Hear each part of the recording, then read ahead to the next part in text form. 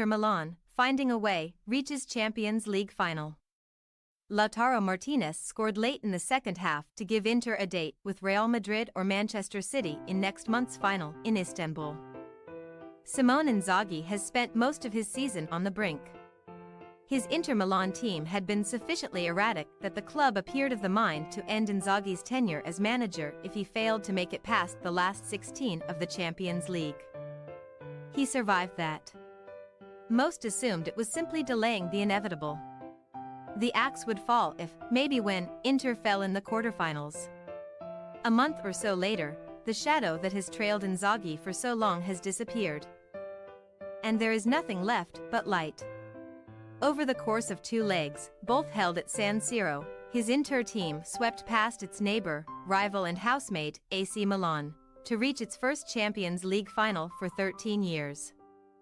Its berth in the final, sealed with a 1-0 victory on Tuesday, and a 3-0 triumph on aggregate, marks not only the finest achievement of his career, but one of the most improbable adventures the competition has seen.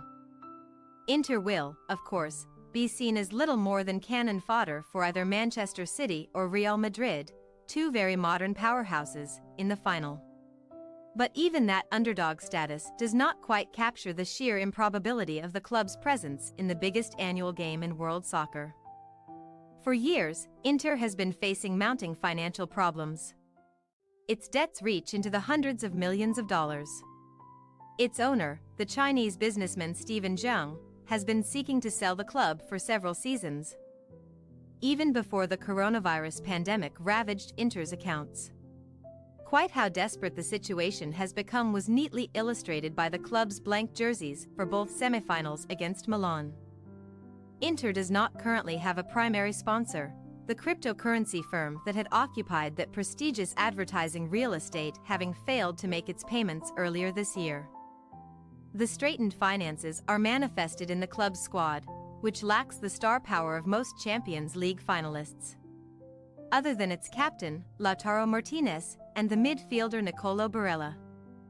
Inter does not possess a slew of assets the rest of Europe's giants would covet.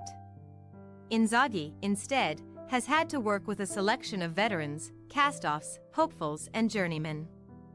And yet, against Milan, it produced a performance of remarkable poise and control.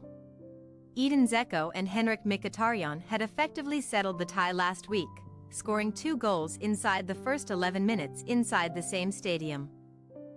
And Milan rarely threatened to mount a comeback in the return. Inter may lack glamour and flash, but few teams in Europe have quite so much grit and grizzle.